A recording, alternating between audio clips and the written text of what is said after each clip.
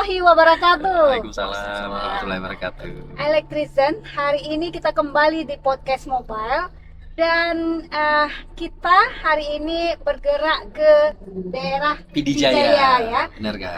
Merupakan salah satu lokasi bencana di akhir tahun kemarin. Nah, pada kesempatan kali ini kita mau ngapain nih, Bang Lukman? Di sini ada Bang Lukman, ada Bang Pagal, dan ada Kak Nisa. Ini Ya. sebenarnya kita berjalannya dalam rangka apa ya? Baik Kak Lana, mungkin memulai perjalanan ini kita mengucapkan selamat dulu kali ya Kak Lana ya. Ya, selamat kepada kepengurusan baru Masyarakat Kelistrikan Indonesia Wilayah Aceh ya Kak Lana ya. Benar. Ya, yang dia juga hari ini kita berkegiatan dengan MKI Wilayah Aceh ini berkolaborasi dalam kegiatan pemberian bantuan ke daerah bencana yang saat ini ada di Pidijaya, gitu ya Kak ya. Jadi ini hari ini kita akan berangkat ke sana bersama dengan para pengurus masyarakat ketenaga listrikan Indonesia. Indonesia. Iya, Jadi benar. Bang Lukman, sebelumnya kita perlu spill dulu apa sih MKI itu.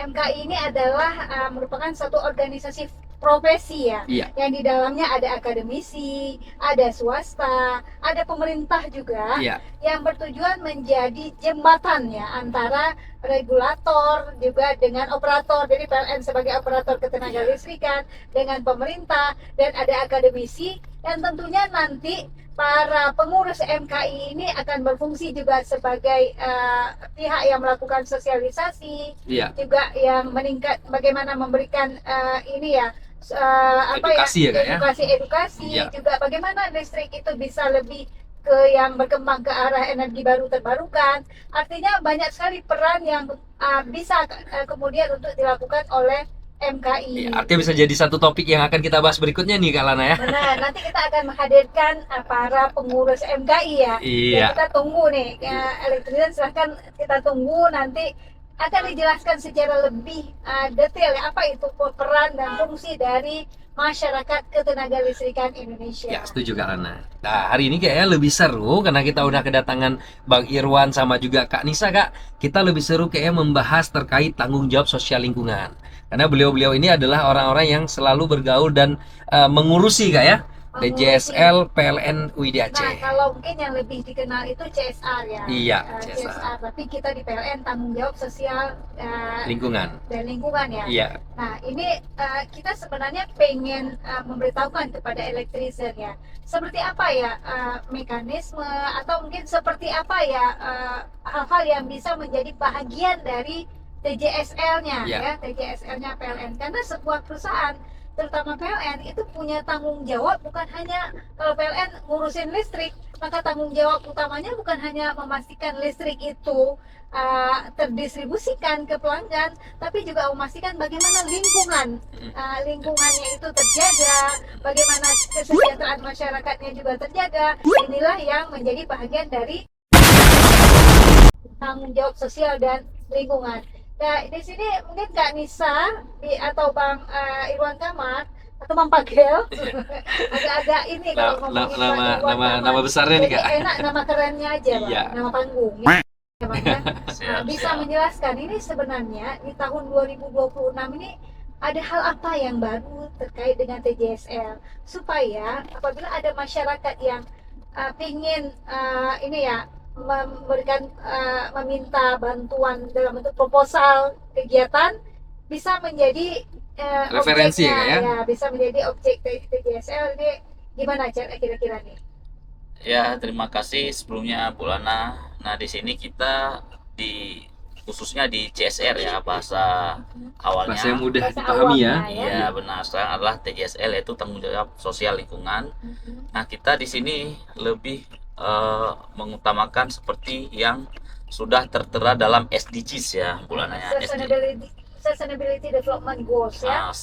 Ya, sosial. Di sini memang ada 17 yang SDGs yang ada di dunia ini. Nah, kita turunan dari PLN khususnya ya, ada 3 dia, yaitu Apa aja, Pak? Di bagian pendidikan, ekonomi, dan lingkungan. Nah, di sini jika memang masyarakat yang mungkin diwakilkan oleh teman-teman kita yang ada di PLN di seluruh Aceh ya, eh, mengusulkan permohonan bantuan, yaitu yang diutamakan misalnya dia seperti yang dari sektor pendidikan itu adalah misalnya seperti digitalisasi pendidikan, bagaimana membuat kecerdasan masyarakat ini dari mulai anak-anak ini bisa meningkat gitu, Bu Lana. Nah, jika dari memang segi ekonominya ada seperti BUMDes, badan usaha milik desa ataupun Kelompok ya. kelompok masyarakat Dari ya. sisi ekonomi ya, Iya. dari pendidikan bagaimana digitalisasi pendidikan misalnya. Kemudian Ya, dari benar, sisi Bu Lana. ekonomi ada satu kelompok Ya, yang berusaha. memang sudah ada usaha, Sudah ada usahanya itu memang misalnya dia sudah jalan ini usahanya, cuman Stagnan ya Bang ya. stagnan, kurang berkembang, atau modalnya Modalnya sementara kurang, bisa nah, di-improve iya. kalau ada modal tambahan gitu ya. benar sekali kan. Jadi untuk mengimprove itu apa ini yang dibutuhkan? Nah, di sini PLN siap mensupport agar ekonomi tersebut juga bisa berkembang. Nah, satu lagi dari sisi lingkungannya nih seperti apa? Misalnya ada desa yang ingin mengembangkan bank sampah. Jadi di sana ada pengelolaan sampah, terus juga untuk menjaga iklim, misalnya seperti penghijauan, penanaman mangrove atau pohon-pohon produktif agar memang menjaga udara bersih ini, Bu Lana. Oke. Kalau berarti 3 kategori utama ya Bang ya. benar sekali. Pendidikan, kemudian sosial dan Ekonomi. juga lingkungan ya. Ekonomi Sosial jadi. ekonomi tadi ya. Iya. Ya, Ekonomi benar, dan benar. juga lingkungan. Artinya saya melihat 3 hal besar ini merupakan komitmen PLN ya. Komitmen PLN bahwa kita tadi tidak hanya menyediakan listrik, tapi memastikan masyarakat kita juga tumbuh ya. Baik Iya, dari sisi benar pendidikannya, dari sisi ekonominya, dan juga lingkungan juga terjaga. Jadi no issue bahwa PLN membakar minyak misalnya gitu ya. Iya. Tapi kita juga punya upaya-upaya yang luar biasa sehingga lingkungan kita tetap terjaga. Begitu. Iya, Setuju juga. Ya, mungkin Kak Nisa nih, Kak Nisa kira-kira ada hal apa lagi Kak Nisa ya? Mungkin implementasi Kak yang udah pernah dilakukan di Aceh apa aja tuh Kak? Yang sudah dilakukan di Aceh itu ya kalau dari lingkungan tuh ada bank sampah yang dikelola oleh USK kan, Universitas Syah Kuala. Politeknik ya Kak ya? Dari terus Dan ada Politeknik Politeknik yang terakhir Lok ya. Semawe. Dan tahun ini juga kita program pendampingan desa berdaya di Tapak Tuan, Aceh Selatan. Nah, ini ingin membuat desa ini jadi desa percontohan, Bu Lana. Jadi desa percontohan di situ nanti akan dibangun untuk mengedukasi masyarakat, anak-anak semuanya untuk cara memilih sampah dari rumah, terus lingkungan. Jadi hingga terbentuk nanti bank sampah. Dari bank sampah itu juga nanti akan dibentuk ekonomi kreatif. Karena dari sampah-sampah ini seperti botol itu kan bisa dilukis seperti itu. Jadi ada ekonominya di situ. Nah, ini harapannya nanti ini akan jadi desa percontohan yang bisa diikuti karena sumber daya alamnya di sini lumayan untuk desa wisata sebenarnya gitu. Jadi Kak Nisa, ini kan maksudnya PLN melakukan pendampingan terhadap itulah pembangunan desa dalam hal peningkatan kesejahteraan masyarakat itu. iya. Dibukalah unit-unit usaha ya, bukan hanya misalnya bukan terbatas di bank sampah, tapi unit usaha yang memberikan multiplier efek kepada kemajuan masyarakat. Iya, gitu. benar. Dari bank sampahnya juga, sampah ini juga ada nilainya gitu ya kan. Dari hasil pilih-pilih sampah ini juga bisa dijual kembali. Jadi ada aspeknya itu bisa kena jual. sosial, Iya, ekonomi, sosialnya, dan juga lingkungan juga gitu ya. Lingkungannya juga bersih jadinya. Jadi gitu. orang membentuk habit baru gitu Kak Lana dan kawan-kawan semua. Harapannya apa tuh Bang Lukman dari situ ya? Selain habit, mungkin apa Bang? Iya, kalau sudah terbentuknya habit tadi ada ekosistem baru ya Kak Lana ya. Jadi sampah itu bukan lagi sesuatu yang tidak berguna kalau kita lihat. Jadi kita sudah membudidayakan dan membudayakan sampah ini menjadi sesuatu yang bernilai ekonomis juga, jadi otomatis juga lingkungan juga berdampak sangat bagus ya Kak Lana ya. Nah, jadi kita berharap dengan pemberian TJSL ini semua itu berakhirnya itu dengan bentuk kemandirian. Ya, gitu. Itu kalau dari sisi lingkungan Kak Nisa. Kalau dari ekonomi Kak Nisa? Dari ekonomi kita tahun ini juga ada program electrifying agriculture. Nah, ini ada dari sisi pertanian yang pertanian melon organik yang apa dengan sistem apa namanya itu ya? Hidroponik. Intervensi dengan energi listrik kan? Iya. Gimana? Jadi yang bentuknya yang kayak rumah itu jadi bersih gitu. Maksudnya untuk Iya, iya. mengajak para pemuda gitu, apalagi yang belum bekerja. Maksudnya pertanian ini kalau dulu kan tuh kan kita Konvensional. konvensional kan kotor kayak gitu kan. Nah, ini pertanian modern kayak Jadi gitu. kalau mengutip dengan terkait ini ya statement Pak Prabowo tuh ya, Presiden kalau Tahanan pangan ya. Iya, selain ketahanan pangan, ya kan, siangnya Iya. sore jadi petani, malamnya pergi disco katanya. Oh, sangat. Itu sistem bersih maksudnya. Kalau di sini kan nggak ada disco, Iya. pergi ngaji lah, ya kan. Karena di Banda Aceh itu juga belum ada, hanya satu di Aceh ini daerah Biren atau Itu nanti Losmawe. rencananya yang tahun ini di mana tuh Kak? Di Aceh besar. Di Aceh besar. Ah. Oke. Jadi Yang- kita TJSL kita ini menyeluruh kalana ke seluruh Aceh. Ya tergantung terhadap social needs juga ya. Tapi nggak bisa kan kalau misalnya ini kan permohonannya tahun ini, itu Iya. berarti kita akan ajukan untuk tahun depan. Nah, itu ya, kan benar seperti itu sekali. mekanismenya. Ya, Ya. jadi tahun ini Kak Lana diajukan, kita survei, evaluasi. kita evaluasi. Nah, nanti dia akan masuk dalam rencana kerja anggaran tahun depan. Oke. Nah, jadi Dan semua masuk itu ke dalam unsur SDG seperti yang disampaikan oleh betul, Pak Fadil tergantung tadi ya. temanya ya Kak ya. Jadi Artinya nggak bisa kan minta uang mana uang Iya. DJSL dan ya gitu. dan yang menjadi catatan Kak Lana bahwa kita juga tidak pernah memberikan dalam bentuk dana tunai. Charity. Jadi kita maunya itu semua yang bantuan yang disalurkan langsung ke si penerima manfaat ini itu dalam bentuk barang. Jadi misalnya kalau kita bilang perumpamaannya itu kita tidak mau memberikan kalau ke nelayan itu Nggak memberikan ikan. itu dia Kak Lana, Memberikan tapi kita kail. memberikan kailnya Kak Lana, jaringnya. Jadi itu lebih sustain ya Kak ya. Tapi ada nggak orang misalnya ini yang mengajukan DJSL itu minta uang? Ada Oh, nggak? banyak Kak. Oh, Jadi gitu. minta uang, prosedurnya juga tidak sesuai dengan yang sudah kita jelaskan gitu ya. Dan itu juga dinamika ya Kak Elana, itulah challengingnya Kak Lana. Jadi kadang si para pemohon ini udah kita jelaskan prosedurnya, udah kita jelaskan mekanismenya, tapi masih juga balik lagi ke seperti apa yang dia mau gitu. Walaupun boleh dibilang ya apakah punya power, punya kepentingan gitu ya, tapi tidak bisa seperti itu. Jadi kita tetap harus mengikuti prosedur administrasinya, ya tahapan-tahapan yang sudah disiapkan.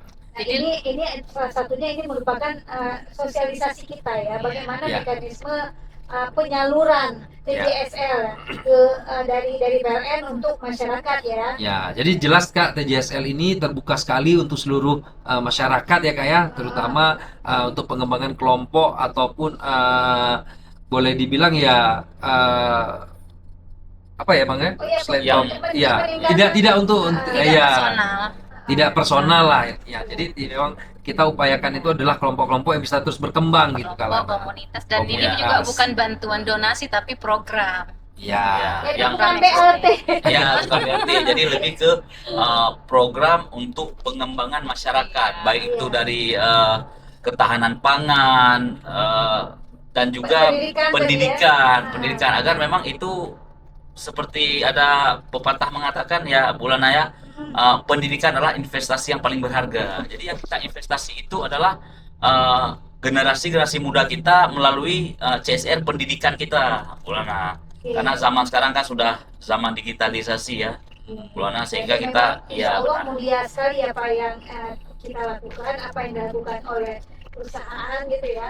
Semoga ini juga memberikan dampak yang luar biasa kan. Kayak kalau kita melihat kan bukan melihat dari nilainya, tapi dari impactnya kan Iya. gitu ya. Iya, iya. Nah, Makanya gimana Kak Nisa? Ada nggak kira-kira kendala dalam mengelola TJSL di perusahaan? Ada nggak Kak Nisa? Kalau kendala kadang ada gitu kan, namanya kalau kita di lapangan pasti ada aja kendalanya. Misalnya mungkin itu ada tantangan ya. ya mungkin seperti yang sudah Bang Luma sampaikan tadi, seperti kendalanya terkadang masyarakat ataupun yang lainnya melihatnya bahwasanya mereka ini tuh ada dana CSR-nya nih bisa digunakan tuh nih. Sebenarnya nggak seperti itu. Jadi kita itu melihat program dari usulan masyarakat itu sendiri, kita evaluasi, kita lakukan social mapping atau kita survei sehingga ini programnya itu bagus untuk pengembangan, bahkan mereka juga bisa menyerap tenaga kerja di desa itu sendiri. Nah, itu lebih lebih lebih baik karena itu akan sustain ya. Jadi tidak ada lagi seperti anggapannya itu ada dana CSR yang ada di unit tersebut. Dan kita tidak ada dana itu karena kita programnya itu kita usulkan dulu, Belana, kita Dan usulkan kita itu. harus mempertanggungjawabkan itu ya, bagaimana Iya, benar sekali. pada saat realisasinya terlihat seperti apa gitu Ya, dan itu di realisasi ini harus diukur Kak Lana di dalam Iya, namanya apa diukur? ya. Jadi setelah kita berikan kepada penerima manfaat, itu harus kita ukur namanya social return on investment. Jadi nilai SRO ya. Iya, benar, nilai benar. kembalinya atas apa yang sudah kita keluarkan ini, baik dari create share value-nya ya Bapak Gal ya, Ya, benar. indeks kepuasan masyarakatnya, Ya. termasuk terhadap si penerima si pemberi manfaat. Misalnya ada nggak nilai sendiri untuk daya kembali ke PLN-nya, Ya, baik itu dampak sosial. iya, baik itu Peningkatan. secara citra, secara penggunaan elektraiknya ya Kak ya. Ya. Elektriknya, Iya. listriknya apakah ada ininya ya? Iya benar Kak. Ya, itu kan sangat hal yang yang sangat wajar gitu ya Kak Lana ya. Jadi kita bukan hanya sembarang memberikan, tapi makanya tadi ada survei, ada evaluasinya sebelum kita memberikan bantuan tersebut Kak Lana. Yang kita usulkan akan approve sampai ke pusat ya, Bang Ya, Maman ya. benar.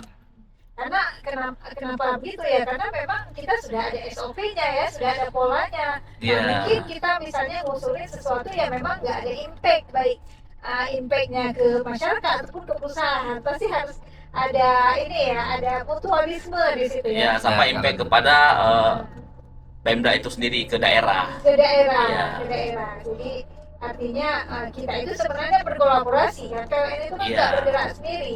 Iya.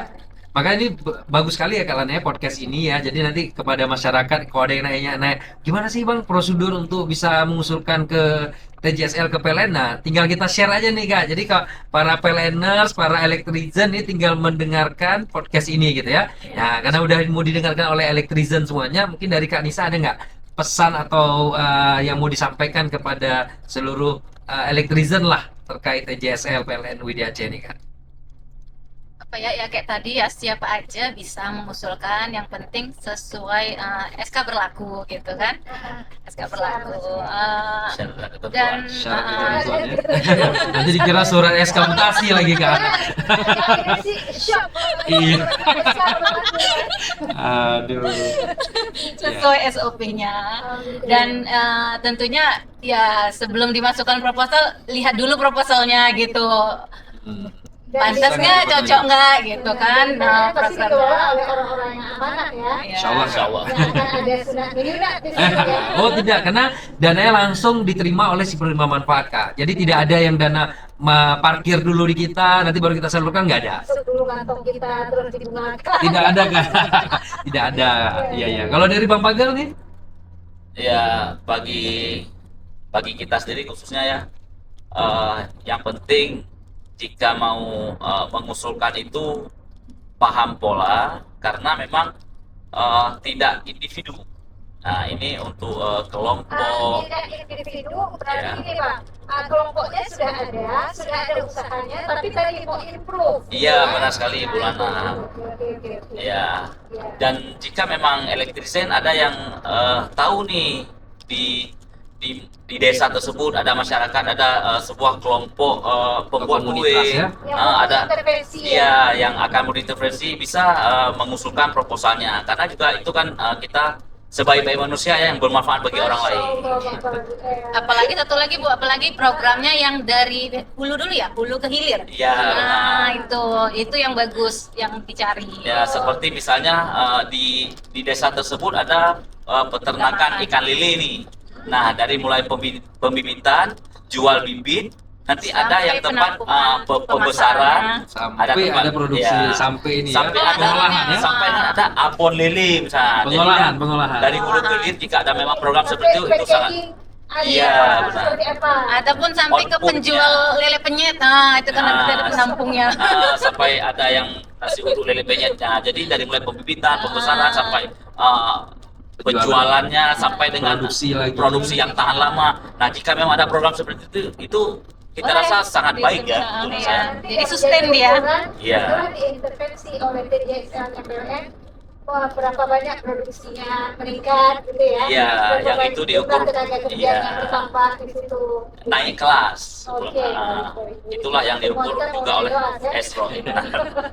Baik, teman-teman sekalian, Elektrizen, kita sudah bincang ya dengan para pengelola TJSL-nya PLN, yang mudah-mudahan ini merupakan informasi yang memberikan manfaat yang cukup besar buat para Elektrizen yang kira-kira membutuhkan intervensi dalam bentuk modal usaha ya, Ya. tambahan modal usaha, silahkan ajukan melalui Kementerian Persero, kemudian distribusi aja atau Atau unit-unit lokasi PLN mereka. terdekat, Ya. benar kan? Nanti bisa dikirimkan ke kita gitu Kak. Baik. Ada lagi tambahan kira-kira? Mungkin itu aja ya, mudah-mudahan ini bisa jadi informasi yang sangat berguna untuk semua elektrician, seluruh masyarakat luas, bahwa TJSL PLN di Aceh ini membantu sampai ke seluruh pelosok yang ada di Aceh Kak. Benar sekali. Oke, terima kasih. Sampai jumpa di episode berikutnya Kak ya. Jangan lupa like, komen, dan subscribe untuk pengembangan konten-konten kita berikutnya. Terima kasih sudah menyaksikan podcast Ngobrol hari ini. Wassalamualaikum warahmatullahi wabarakatuh. Waalaikumsalam warahmatullahi wabarakatuh.